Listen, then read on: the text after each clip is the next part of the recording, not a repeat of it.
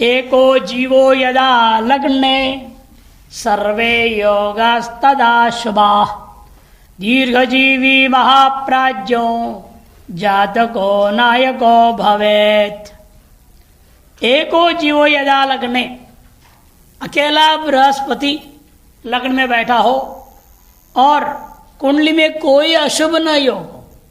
अनेक योगों का आप पढ़ रहे हैं, इनमें से बहुत सारे अशुभ योग है, कुछ शुभ योग है। सर्वे योगा तदा शुभा, सभी योग शुभ हो और बृहस्पति लग्न में हो तो वह व्यक्ति जो जन्मा हुआ है जातक दीर्घजीवी महाप्रायज्ञो नायको भवे। तीन चीज होगा, एक तो दीर्घजीवी होगा, महान बुद्धिमान होगा और नायक होगा, माने नेता होगा, राजा बनेगा।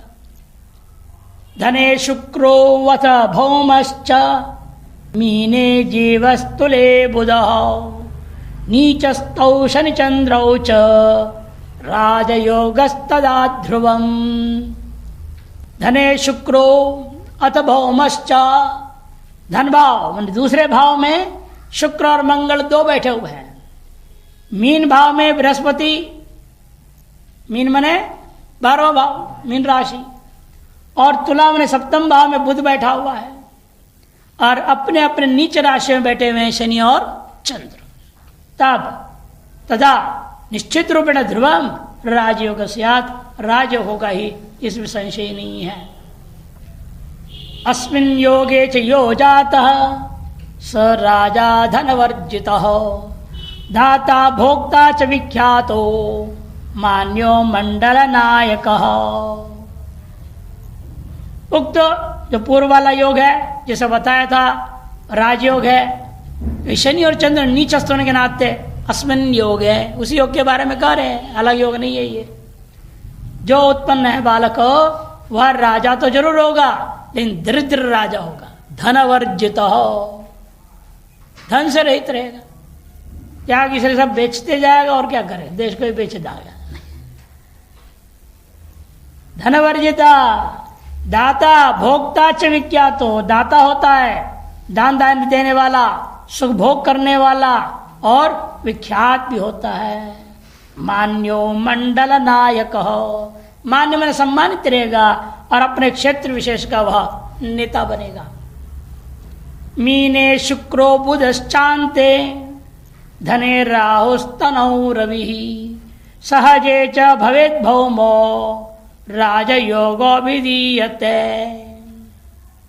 मीन में शुक्र हो, बुधश्चान्ते द्वादश भाव में बुध हो, धने च राहु द्वितीय भाव में राहु बैठा हो, तनौ रवि लग्न में सूर्य बैठा है, तथा सहजेत च भवेत् भौमो, सहज माने तृतीय भाव में मंगल बैठा हो तो वहां भी राजयोग विधीयते, ऐसे ग्रह योग को राजयोग नाम से कहा जाता है।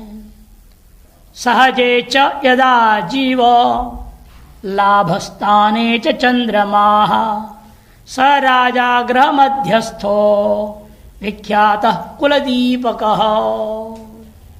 सहज भाव माने तीसरे भाव में जब बृहस्पति हो, लाभ स्थान में चंद्रमा बैठा हो, निश्चित रूप में स राजा ग्रह मध्यस्थ हो, वह अपने गृह में रहते हुए राजा के समान रहता है तथा अपने कुल को दीप्त करने वाला, इस कुल का नाम रोशन करने वाला होगा, दुनिया में उसकी प्रसिद्धि भी होगी, विख्यात होगा। वो सब अनुष्टुप छंद में चल रहा है।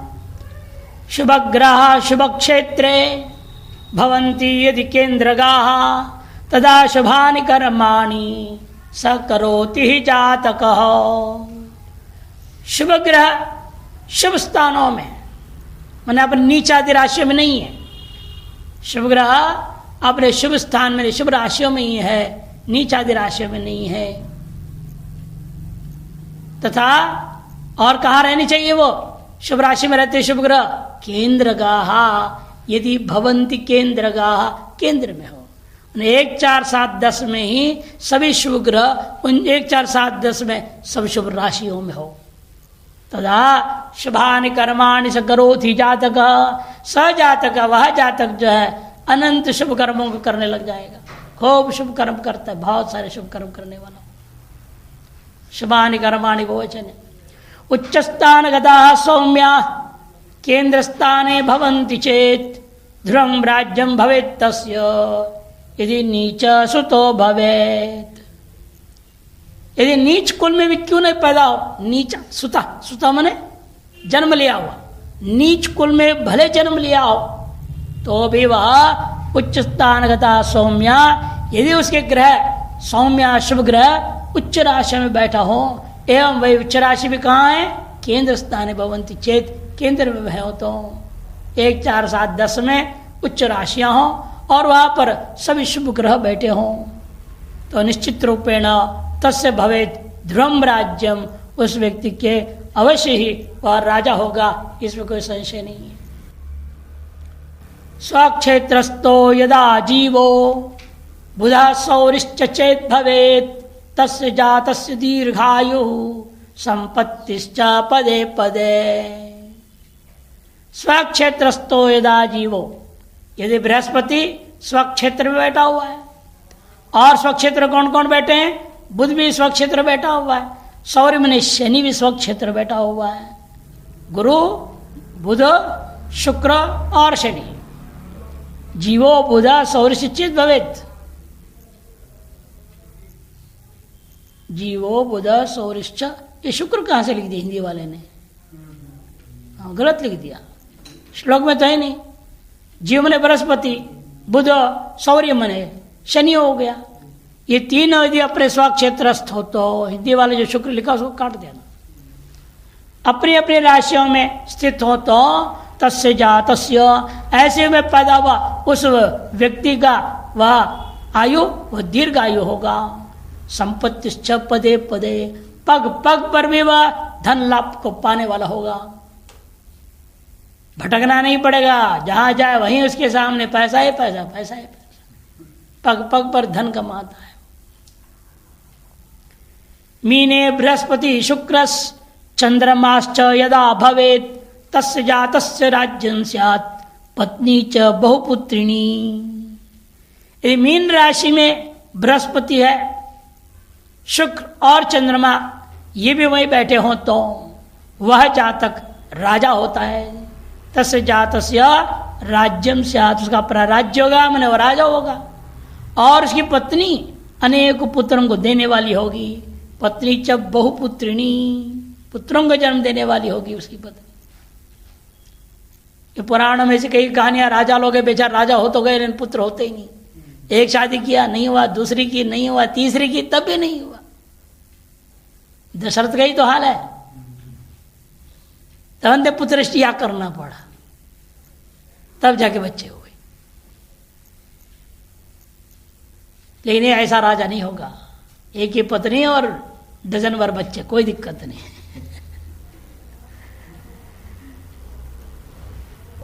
पंचमस्तो यदा जीवो दशमस्थश्च चंद्रमा स राज्यवान महाबुद्धिस तपस्वी च जितेंद्रिय। पंचम भाव में बृहस्पति बैठा है, दशम भाव में चंद्रमा। निश्चित रूप में ऐसे योग में जन्म लेने वाला व्यक्ति अवश्य ही राज्युक्त होगा, माने राजा बनेगा, महान होगा, बुद्धिमान होगा, तपस्वी होगा और अपनी इंद्रियों पर विजय पाने वाला होगा, माने योगी बनेगा। सिंहे जीवस्तुला कीटो चापेशु मकरे पिच ग्रहा यदा तदा जातो देश भोगी भवेन्नर। सिंह राशि में बृहस्पति है तथा अन्य सभी ग्रह तुला, कर्क, धनु और मकर राशि में स्थित हो तो तुला कीट, कीट मने कर्क, चाप मने धनुर और मकरे पिच। ग्रह यदा, सिंह में बृहस्पति और अन्य ग्रह इन 4 राशि में होनी चाहिए, तुला, कर्क, चाप मने धनुर और मकर में। ऐसी स्थिति में तदा जातो, जो स्थिति में ग्रह स्थिति में पैदा हुआ व्यक्ति होगा वह देश भोगी भवे नर, स नर व नर व मनुष्य उच्च देश भोगी बने, देश का भोग करने वाला, अर्थात देश का या तो उच्च अधिकारी बनेगा या राजा ही बन जाएगा। तुला कोदंडमीनस्थ लग्न संस्थो पिचेच्छनि करोति भूपतेर्जन्म महापुण्यानुभावतः। यदि शनि तुला राशि में है, कोदंड माने धनु राशि और मीन राशि में स्थित है, या लग्नस्थो विवाह अथवा लग्न भाव में बैठा हो शनि, इन चार जगहों में कहीं भी शनि बैठेगा तो निश्चित रूप से उस व्यक्ति को उस योग में जन्मा हुआ व्यक्ति महान बनेगा। भूपतेर जन्म, वो भूपति बनेगा, यानी बहुत जमीन जायदाद का मालिक बनेगा, जमींदार बन जाएगा वो। और महापुण्यानुभावता, महान पुण्य के प्रभाव से अवश्य ही भूपति का अर्थ भी है सीधा राजा, रूढ़ हो जाता है भूपति, या भू मने स्वामी, मने जमीन, जमीनों का वो पति स्वामी बनेगा। अतः सीधा भूपति रूढ़ अर्थ लोगे तो राजा बनेगा, योगी का अर्थ में जमींदार बनेगा, दोनों अर्थ लिया जा सकता है। विद्यास्थाने यदा सौम्य कर्मस्थाने च चंद्रमा धर्मस्थाने यदा सौम्या राजयोगस्तदा भवेत्। विद्यास्थान मैंने पंचम भाव में, विद्यास्थान कहते हैं पंचम भाव को, उसे कौन बैठा है? सौम्य मैंने बुध बैठा हुआ है। कर्मस्थान में दशम भाव में चंद्रमा बैठा हो, और धर्मस्थान नवम भाव में भी यदा सौम्या कोई शुभ ग्रह स्थित हो तो क्या होगा? राजयोगस्तदा भवेत्। तब वहां जन्मा हुआ लड़के के लिए, लड़की के लिए राजयोग कहा जाएगा। मकरे च घटे मीने वृषे मिथुन मेषयोः ग्रास्तदा च विख्यातो राजा भवति मानवः।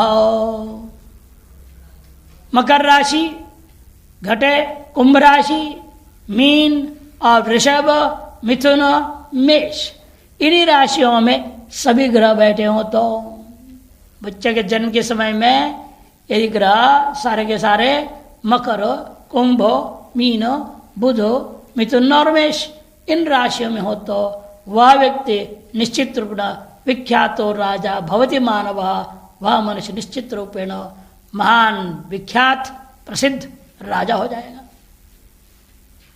बुध भार्ग जीवार की युक्तो राउश्चतुष्टये कुरुते कमलारोग्य पुत्र मानादिकं फलम।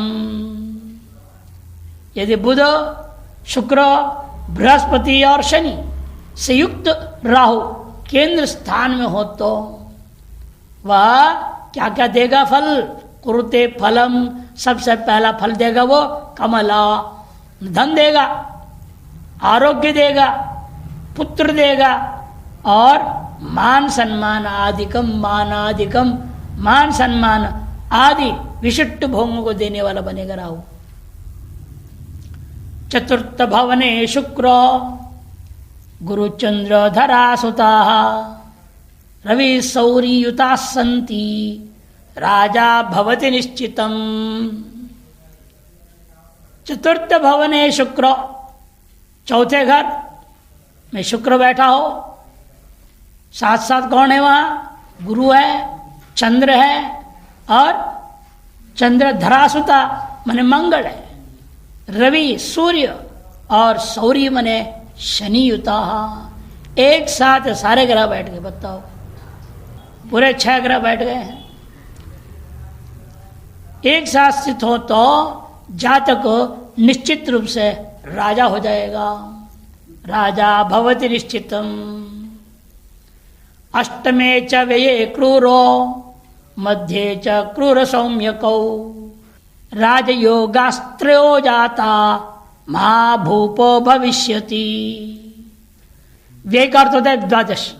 अष्टमे च व्यये क्रूरो, 8वें और 12वें घर में क्रूर ग्रह हो, और इसके बीच में 8 और 10 के बीच में, तो दोनों के मध्य च क्रूर सौम्यकौ, नवम से एकादश मैंने 9वां, 10वां, 11वां, इन 3 घर में ही शेष जो क्रूर ग्रह हैं और अन्य जो शुभ ग्रह हैं, ये सब के सब वहां बैठे हो तो तीनों स्थितियों में राजयोगास्त्रयो जाता, तीनों त्रयो राजयोगा जाता, मैंने अष्टम भाव में और व्यय भाव में मध्य में, 3 लिया ना, अष्टम भाव में क्रूर ग्रह हो तो राजयोग है, व्यय भाव में क्रूर ग्रह हो तो राजयोग है, या इसके मध्य में माने 9, 10, 11वें भावों में क्रूर एवं सौम्य ग्रह बैठे हो तो भी राजयोग समझना चाहिए।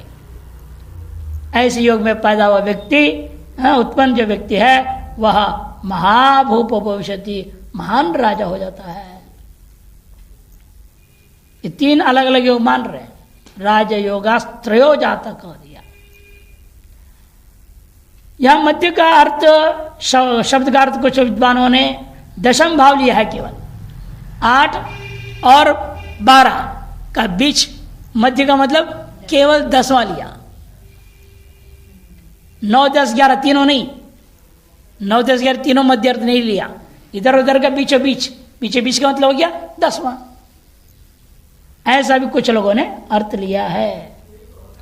लग्ने सौरिस तथा चंद्रस त्रिकोणे जीव भास्करो कर्मस्थाने भवेद भौमो राजयोगो विधीयते।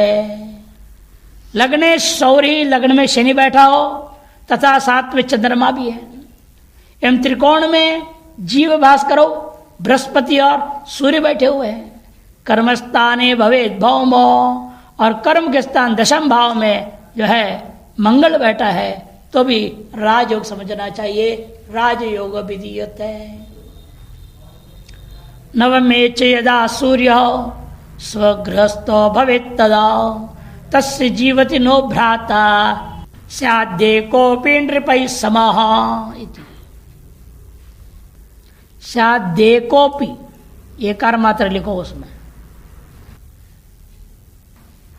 जिसके जन्म समय में नवम भाव में और अपने घर में अर्थात सिंह राशि, अपना घर उसका सिंह होता है, उसमें सूर्य बैठा है, नवम भाव में हो और स्वग्रह में स्थित हो अर्थात सिंह राशि स्थित हो, ऐसा जो सूर्य होगा तथा तस्य जीवति नो भ्राता, उसका भाई जीवित नहीं रहता। यदि कोई जीवित रह जाए, शायद एकोपी, यदि एकाध जीवित भी रह जाए, नृपई समा, फिर तो राजा के समान जिएगा। ये जिंदा रह गया कोई तो वो राजा के समान जिएगा। यद्यपि मुख्य यही है, भ्राता नो जीवती, उसे कोई भाई जीवित ही नहीं रह सकता। यदि भाई जीवित रह गया, ये अपी इसलिए कह दिया, एक को पिस्से दिया थी, एक भी जीवित रह जाता है फिर वो बिल्कुल नृपई समः, राजा के समान जीवित रहेगा। द्वित्री तुर्ये सुते षष्ठे कर्मण्यपि यदाग्रहा राजयोगम विजानीयात् जातस्तत्र नृपो भवेत्। दूसरे भाव द्वि, त्रि माने तीसरे भाव, तुर्य माने चौथे भाव, सुत माने पांचवें भाव, षष्ठ माने छठा भाव, कर्मणि अपि दशवें भाव। यदा इतने भाव में ही सभी ग्रह बैठे हो तो राजयोगम विजानीयात् तत्र जाता, ऐसे योग में पैदा हुआ जो व्यक्ति होगा निश्चित रूपेण नृपो भवेत्। ऐसे ग्रस्थिति को राजयोग जानो और उसमें पैदा व्यक्ति अवश्य ही राजा होगा। लग्ने क्रूरो व्यये सौम्यो धने क्रूरश्च जायते राजयोगेन राजा च भूपतिर्भवति स्फुटम। लग्न में क्रूर ग्रह बैठा है, व्यय मने 12वें घर में भाव में शुभ ग्रह बैठा है, धने क्रूरश्च जाता, और धन भाव में पुनः क्रूर ग्रह बैठ गया है, तो भी उसे राजयोग समझो। उस वजह से वह जातक राजा च, राजा भी होगा, और एक राजा शब्द आ चुका अलग से, इसे भूपति का अर्थ हो गया है, भूमि का अधिपति भी होता है। यहां भूपति का अर्थ ले लिया, भूमि का मालिक भी हो जाएगा। लग्ने क्रूरो व्यये क्रूरो धने सौम्यो यदा भवेत् सप्तमे भवति क्रूरः परिवार क्षयंकरः।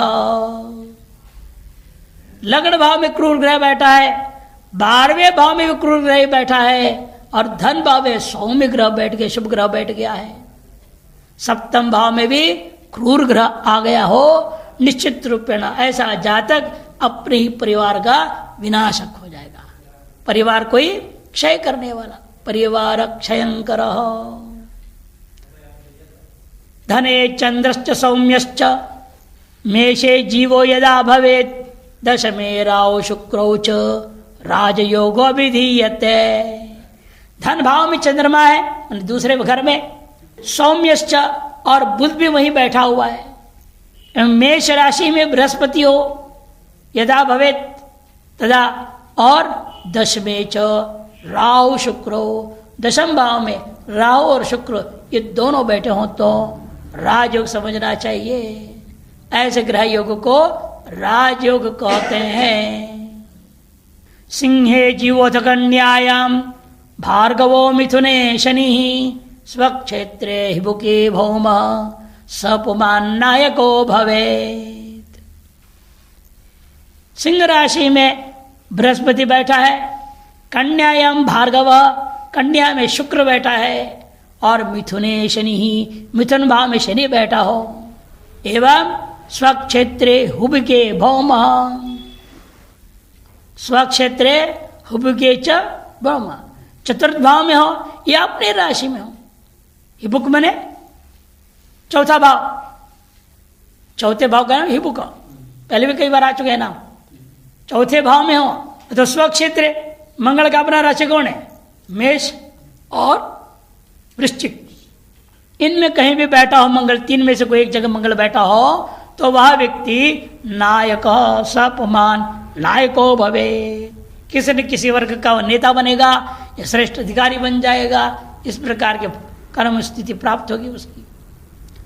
शनिचंद्रौ च कन्यायाम सिंहे जीवो घटे तमः मकरे च कुजस्तत्रो जातस्य द्विषपालकः।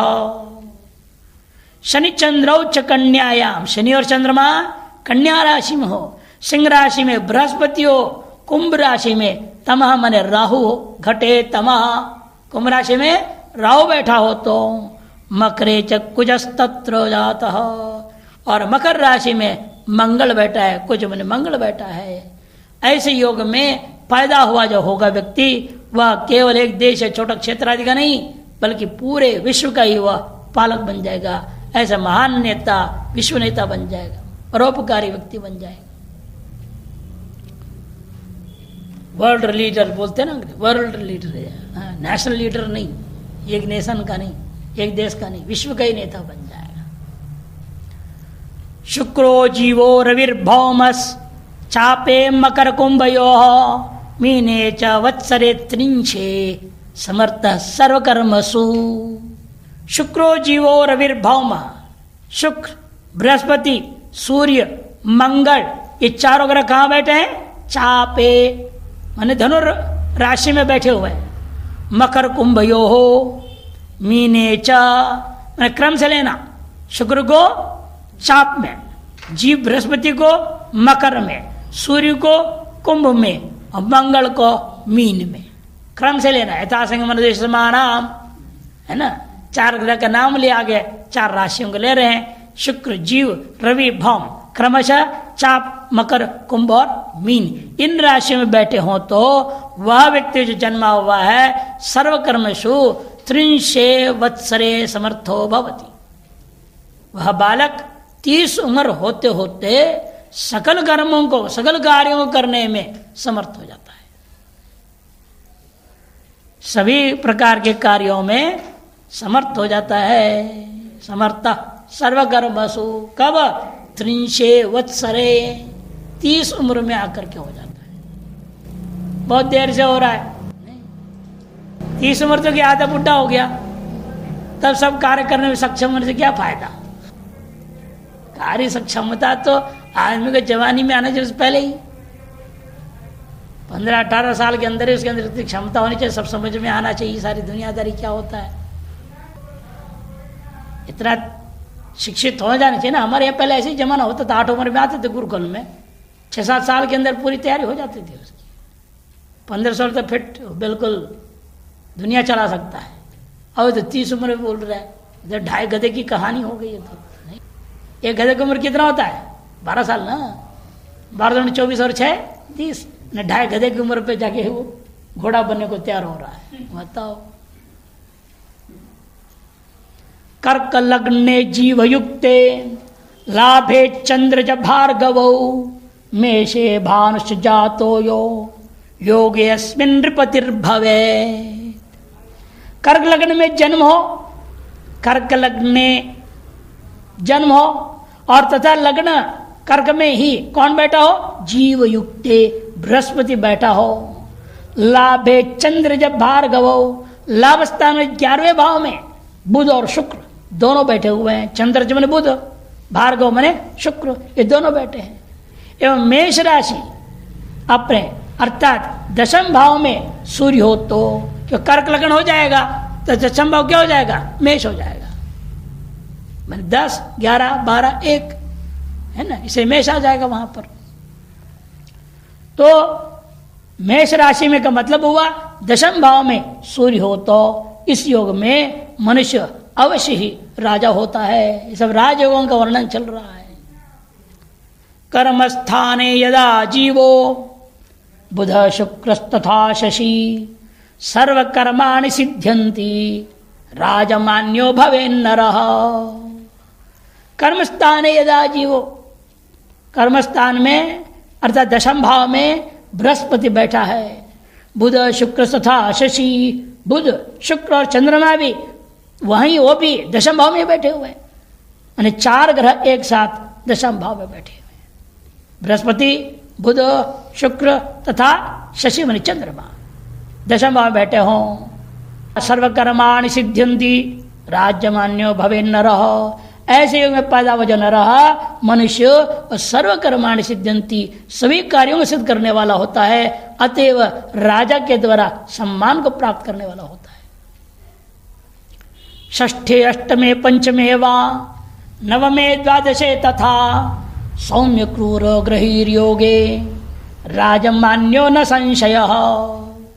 छठे, आठवें, पांचवें, 9वें, 12वें घर में तथा सौम्य क्रूर ग्रहीर योगे 6, 8, 5, 9 और 12वें भाव में यदि शुभ और पाप ग्रह सभी विद्यमान हो तो वह राजा से सम्मानित हो जाता है, न संशय, इसमें कोई संशय नहीं है।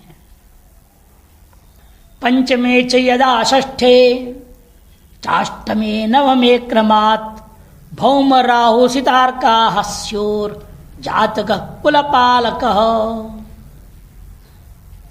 पंचमे च यदा षष्ठे, अष्टमे नवमे क्रमात् 5वां, 6वां, 8वां और 9वें भावों में 5, 6, 8, 9 इन भावों में क्रम से पंचवें में कौन होना चाहिए, मंगल, छठे में राहु और छठे के बाद 8वें में शुक्र और 9वें में सूर्य स्थित हो। भौम राहु सित बने शुक्र, अर्कास्यु अर्क बैठे हो तो तादृश में पैदा हुआ जो जातक है, बालक है, मनुष्य, वो क्या हो जाएगा, कुल पालक, अपने कुल का ही पालन करने वाला हो जाता है। लग्ने सौरिस्तथा चंद्रस चाष्टमे भार्गवो यदा जायते यत्र नृपो योगे मानी भूरी प्रिय सदा। लग्न में सौरी माने शनि बैठे हैं लग्न स्थान में, चंद्रष्टमे भार्गवो यदा और चंद्रमा भी कहाँ बैठे, सौरी के साथ। सौरिस्तथा चंद्र लग्ने, शनि और चंद्र लग्न में बैठ गए। अष्टमे च भार्गवो यदा, अष्टम भाव में शुक्र स्थित हो तो इस प्रकार योग में उत्पन्न जो जन्मा हुआ जायत्यत्र नृपो योगे, जो पैदा होगा उस योग में निश्चित रूपेण नृप राजा हो जाएगा। केवल राजा ही नहीं होगा, मानी स्वाभिमानी भी होगा, भूरि प्रिय हो तथा सदैव सबका वह प्रिय पात्र हो जाता है। मिथुनस्थो यदा राहु सिंहस्थो भूमिनंदन अत्र योगे नरो जातो नृपश्व गजनायक। मिथुन राशि में स्थित है राहु तथा सिंहस्थो भूमिनंदन, सिंह राशि में मंगल बैठा है। ऐसे योग में जो नरो जाता, त्रियोगे यो नरो जाता, वह व्यक्ति कैसा होगा, नृपो, वह अवश्य राजा होगा। एवं अश्व गज नायक हाथी घोड़े आदियों का वह स्वामी हो जाएगा। अब राजा होगा तो इनका स्वामी होगा ही, अलग से क्यों कह रहे हैं? मैंने पहले बोला था ना, इसलिए बोलना पड़ रहा है। पहले बोला था राजा हो तो भी दरिद्र होगा, साइकिल भी नहीं होगा उसके पास। अरे ऐसा राजा है, सब गाड़ी घोड़ा होगा, करोड़ों रुपए की गाड़ी में घूमेगा। आजकल यही तो हो रहा, प्रधानमंत्री की गाड़ी की करोड़ों की होती, बुलेट प्रूफ गाड़ी, उसमें बैठ के घूमते हैं। नृपो अश्व गजनायक न तो दरिद्र तीर्थ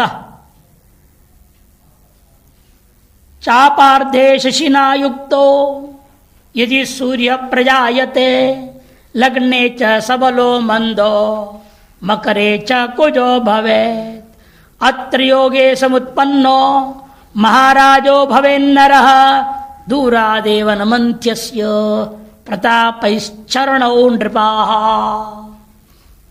चापादर्धे शशिना युक्तो, चाप बने धनुर्राशि में चंद्रमा रह रहा है, लेकिन अर्धे 15 अंश के अंदर। एक राशि में कोई भी ग्रह हो तो 30 अंश होता है।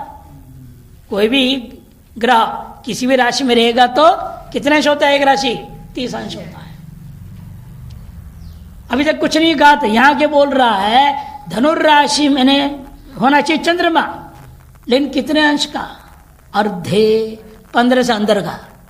15 से ऊपर का हो ये फल नहीं देगा।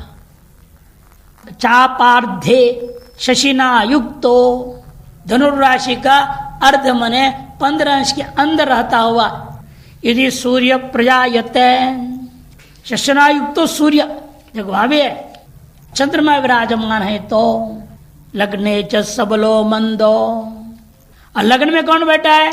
सबलो मंदो, बलवान शनि बैठा हुआ है, बलवान शनि बैठा हुआ है। मकरे च कुजो भवेत्, और मकर राशि में मंगल बैठा हुआ है। अत्र योगे समुत्पन्नो, तारस्य में समुत्पन्न जो मनुष्य होगा महाराजो भवे नरः, समुत्पन्नो नरः महाराजो भवेत्। ऐसे महाराजा बनेगा जिसके पास छोटे मोटे राजाओं का जाने की हिम्मत ही नहीं होगी। दूर से प्रणाम करते रहेंगे उसको, महाराज प्रसन्न रहो प्रसन्न रहो, जय जयकार करते रहेंगे उसको।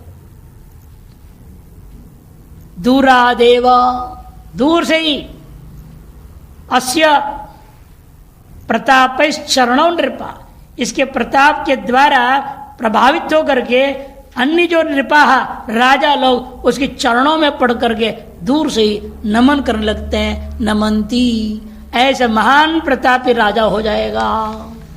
यदि धनुर के अर्ध भाग में स्थित सूर्य चंद्रमा से युक्त हो और लग्न में बलवान शनि हो तथा मकर में मंगल हो तो यह राजयोग होता है। और ऐसा राजा महान प्रतापी राजा बनेगा जिस राजा के समक्ष दूर से लोग प्रणाम किया करेंगे। अन्य राजा लोग नहीं सामान्य, अन्य राजा लोग उसको दूर से प्रणाम करने लगेंगे, शरणागत रहेंगे। इसकी और विशेष बात कथन कर रहे, देखिए यह योग अमावस्या के आसन्न पूर्वाषाढ़ नक्षत्र के आरंभ में संभव है। यह योग की संभावना बता रहे हैं। अमावस्या के निकट में पूर्वाषाढ़ नक्षत्र है तब यह आरंभ हो सकता, आरंभ में यह संभव है कि धनुर राशि का अर्धभाग माने 4.25 चरण 15 डिग्री पूर्वाषाढ़ के प्रथम चरण में आता है और 1 अंश 40 पल बीतने पर होता है। यह स्थिति कृष्ण पक्ष में चतुर्दशी, अमावस्या तथा शुक्ल पक्ष प्रतिपदा तिथियों में ही संभव हो सकती है, क्योंकि इन्हीं तिथियों में सूर्य और चंद्रमा की युति होती है। हमेशा इन्हीं तिथियों में सूर्य चंद्र एक साथ होते हैं ना। अमावस्या का नाम ही है जहां सूर्य चंद्र एक साथ होना। अगर चतुर्दशी के उत्तरार्ध में अमावस्या शुरू हो जाए तो वहां पर भी क्या हो जाएगा, वो रहेगा चंद्र सूर्य एक साथ। और प्रतिपदा के दिन पूर्वार्ध में जाए वहां भी रहेगा। इसीलिए इन्हीं 3 तिथियों में यह संभावना बनती है कि योग का, जहां सूर्य चापार्ध में रहेगा और साथ साथ चंद्रमा बैठा होगा।